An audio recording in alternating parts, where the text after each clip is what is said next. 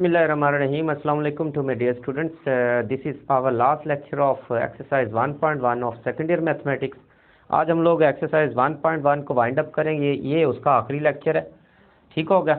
और उसके बाद इससे रिलेटेड कुछ हम लोग 1.1 से कुछ MCQs लेंगे जो कि मोस्ट रिपीटेड होंगे, पिछले साल में काफ़ी मरतबा आ भी चुके होंगे, ठीक होगा। उसको भी हम लोग सीखेंगे। ले जी, ये फंक्शन तो पिछले ही एक सिंगल ही फंक्शन दिया, जी ऑफ एक्स उसने दिया है, x-3 दिया है, ठीक होगा। सो इसकी डोमेन और रेंज अगेन मैं कहूँगा, अगर किसी ने मेरा इसका जो डोमेन और रेंज वाला लेक्चर नहीं लिया तो वो प्लीज़ आप उसको ज़रूर वॉच करें, क्योंकि उसकी समझ आने से ही यहाँ पर आप डोमेन और रेंज को फाइंड आउट कर सकेंगे। सो ये वाला हम लोग इसका फोर्थ लेते हैं part. Fourth one part g of x equals to mod x-3 है। मैं यहाँ पर सिर्फ और सिर्फ डोमेन और रेंज बना रहा हूँ। ये कल मैंने आपको बताया था, जो पिछला इसका लेक्चर था, कि उसमें आपने कैसे इसको स्केच करना है वो आप स्केच खुद ही कर लीजिएगा, ठीक होगा। तो अब ज़रा चेक करें, डोमेन में हम लोग देखेंगे कौन सा ऐसा नंबर है जिस पर अनडिफाइंड हो रहा है। तो मैंने बड़ा इसको डिटेल के साथ बताया था कि अनडिफाइंड कहाँ पर होने के चांसेस होते हैं। वहाँ पर चांसेस होते हैं जहाँ पर डिवाइज़र में हमारे पास कोई ना कोई वैल्यू आती। सो डिवाइज़र में तो हमारे पास कोई भी वैल्यू नहीं, इसका मतलब अनडिफाइंड तो नहीं होगा। फिर दूसरी फॉर्म हम लोग देखते हैं, कॉम्प्लेक्स तो कहीं नहीं बन रहा। सो कॉम्प्लेक्स भी तब बनता है जब हमारे पास एक स्क्वायर रूट होता है। सो ये दोनों ही सूरतें यहाँ पर नहीं है हमारे पास। तो इसका मतलब है कि ये हर एक वैल्यू के लिए डिफाइंड हो जाएगा, ठीक हो गया। ना तो कॉम्प्लेक्स देगा ना ही अनडिफाइंड देगा। सो हम लोग इसका मतलब डोमेन फिर इसकी लिख सकते हैं, कोई भी नंबर लें आपको आंसर कोई ना कोई मिल जाएगा। सो डोमेन हमारे पास क्या बन जाएगी, इसकी डोमेन होगी लिख सकते हैं set of all real values, या एक और भी लिख सकते हैं, यानी कि -इन्फिनिटी से +इन्फिनिटी। आप यानी कि एक आपके पास ये एक रियल लाइन है, ये 0 हो गया, -इन्फिनिटी, यहाँ हो गया +इन्फिनिटी। तो आप इधर से कोई नंबर ले लें, पॉजिटिव ले लें, नेगेटिव ले लें, सब पर ये डिफाइंड है। सो इसका मतलब set of all real numbers हो गया, ठीक हो गया। अच्छा, नेक्स्ट हमारे पास क्या आ गया, इसकी आ गई रेंज। सो रेंज देखें, रेंज हमारे पास क्या होगी। अब देखो रेंज निकालने का तरीका कर क्या होगा। हम लोग क्या करेंगे, यहाँ से x-3 को 0 के ऊपर रखेंगे, मॉड के अंदर जो भी वैल्यू होती है उसको 0 के ऊपर रख देते हैं। सो यहाँ से x कितना आ गया 3, ठीक हो गया। अब 3 हम लोग यहाँ पर पुट करते हैं। सो जवाब क्या बन जाता है, इसका आंसर आएगा 0। सो आप देखें चूंकि 3 इसमें इंक्लूडेड है, x=3 यानी कि 3 शामिल है। सो 3 का आंसर जो आ रहा है वो 0 बन रहा है, तो वो भी शामिल होगा। और जब भी 3 हम लोग कोई भी नंबर, अभी हमने देखा कि तमाम नंबर जितने भी हम लोग पुट करेंगे इसका आंसर मिलेगा, चाहे नेगेटिव होगा पॉजिटिव, नेगेटिव भी होगा तो उसको ये पॉजिटिव कर देगा क्योंकि मॉड है। तो इसीलिए इसका हमारे पास जो रेंज आएगी वो 0 तो होगा शामिल, 3 शामिल, 0 भी शामिल, और +इन्फिनिटी तक होगा, ठीक होगा। तो ये था हमारे पास इसका 4th नंबर पार्ट। अब हम लोग इसका जो है 5th नंबर पार्ट करेंगे। 5th नंबर और 6th नंबर ये दोनों एक टाइप के हैं, दोनों पीस वाइज फंक्शन है।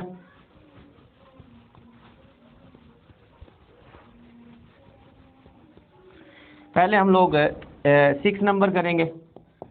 6 नंबर है जी ऑफ एक्स इक्वल्स टू, एक हमारे पास दिया फंक्शन x-1, ये है x<3 के लिए। दूसरा दिया है 2x+1, ये है दिया 3< x के लिए।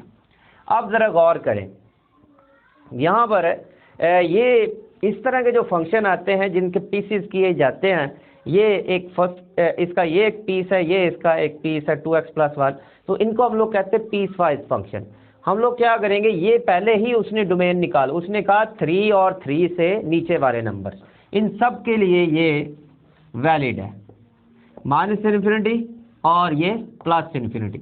यहाँ कहीं 3 आ गया 1 2 और यहाँ पर 3 आ गया। उसने कहा है 3 बीच में शामिल नहीं है, लेकिन 3 से इधर वाले तमाम नंबर्स के लिए।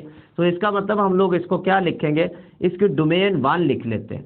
वो हमारे पास क्या आ गया, इधर वाले क्या आ गए नेगेटिव इन्फिनिटी, तो ये -इन्फिनिटी इसमें शामिल नहीं करेंगे और 3 भी इसमें शामिल नहीं होगा। तो ये पहली डोमेन। अच्छा, दूसरे वाले की चेक करें ज़रा, वो D2 हमारे पास क्या बन रहा है, D2 हमारे पास है 3, इधर से आप इसको यूँ लिख लें x > 3, यूँ आप लिख लें, ठीक होगा। ये आप इसको इधर शिफ्ट कर लें, इसको टर्न कर लें। यहाँ से अगर पढ़ेंगे तो यहाँ से भी पढ़ सकते हैं x greater than equal to 3, नहीं तो फिर इसको सीधा करके लिख लें।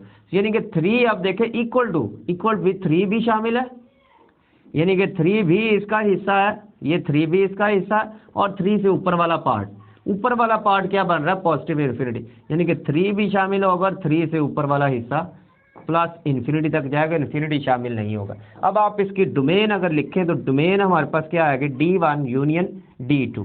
सो D1 हमारे पास माइनस इन्फिनिटी प्लस 3 दोनों ही शामिल नहीं है, यूनियन D2 हमारे पास क्या है, 3 है और प्लस इन्फिनिटी। अब ज़रा चेक करेंगे 3 तो बीच में शामिल हो रहा है, ठीक हो गया, यानी कि ये पहले हमने ये वाला एरिया सेलेक्ट किया था, ये सारा आया था, ठीक हो गया, और 3 नहीं था शामिल, लेकिन बाद में हमने 3 भी शामिल किया, इधर चले गए, तो इसका मतलब तमाम नंबर इस रियल लाइन पर आ गए, तो वो पूरी की पूरी रियल लाइन हमारे पास क्या होगी, माइनस इन्फिनिटी से प्लस इन्फिनिटी तक आ गई। अदरवाइज आप यहाँ तक भी इसको छोड़ सकते हैं। ये अगर डोमेन, अब इसकी रेंज भी इसी तरह लिख लेते हैं। सो रेंज हमारे पास क्या बनेगी जी, रेंज हमारे पास इसको भी ऐसे ही करेंगे, पहले चले मैं दोनों की इकट्ठे ही कर देता हूँ। रेंज हमारे पास आएगी, पहले इसकी बना लेते हैं, 3 को पुट करें, क्या आ रहा है हमारे पास, 3 को पुट करें तो ये 3 - 1 तो 2 बनेगा, 3 चूँकि शामिल नहीं है तो इसका मतलब है कि जो इसका आंसर होगा वो भी शामिल नहीं होगा, और 3 से इधर वाले सारे नंबर क्या होंगे, सारे के सारे नेगेटिव इन्फिनिटी की तरफ चलेंगे। सो ये हमारे पास नेगेटिव इन्फिनिटी शामिल नहीं है, और 3 का जो आंसर है 2 वो भी शामिल नहीं है, यूनियन। अब इसका देखें, 3 यहाँ पुट करें सेकंड में, 3 2 कितना हो गया, 6 + 1 7। सो 3 क्योंकि इसमें इंक्लूडेड है तो इसका आंसर भी जो होगा वो भी इंक्लूड किया जाएगा, वो 7 भी इसमें शामिल करेंगे, और कहाँ तक जा रहा है, प्लस इन्फिनिटी तक जा रहा है। सो ये होगी इसकी रेंज होगी, ठीक होगा। इसी तरह नेक्स्ट जो आपके पास आ रहा है ये वाला जो इसका 5 नंबर पार्ट 5 नंबर पार्ट भी इसी तरह का ही है, ठीक होगा। ना सॉरी, ये जो हमारे पास 6 हमने किया। अब 5 नंबर पार्ट भी बिल्कुल इसी तरह का, वो आप लोग कीजिएगा खुद, इसकी ट्राई कीजिएगा। इसकी जो डोमेन बनेगी -2, देखें -2 है और -2 से लेस, माइनस इन्फिनिटी तक हो गया। सो माइनस इन्फिनिटी शामिल नहीं करेंगे, -2 को शामिल कर देंगे, ये एक डोमेन एक ये बनेगी। अच्छा, दूसरी डोमेन जो हमारे पास बनेगी वो हमारे पास डोमेन होगी -2 से ग्रेटर, -2 यहाँ पर कहीं आएगा और -2 से ग्रेटर इस तरह होगा। सो -2 को चूंकि शामिल नहीं करेंगे, उसने सिर्फ कहा x ग्रेटर दैन -2 शामिल नहीं होगा, अप टू प्लस इन्फिनिटी तक जाएगा। फिर उसी तरह आपने क्या करना है, दोनों को इकट्ठा करके देखना है। तो आप इकट्ठी करके लिखना चाहते हो इकट्ठी लिख लीजिएगा, नहीं तो यूनियन की शक्ल में भी आप छोड़ सकते हैं। इस तरह आपने क्या करना है, रेंज भी फाइंड आउट कर लेनी, जिस तरह इनकी रेंज को फाइंड आउट किया है, ठीक होगा। आप खुद ट्राई कीजिएगा, ना होगा तो मैं आपको खुद करवा दूंगा, ठीक होगा। अब इसका हम लोग 7 नंबर देखते हैं।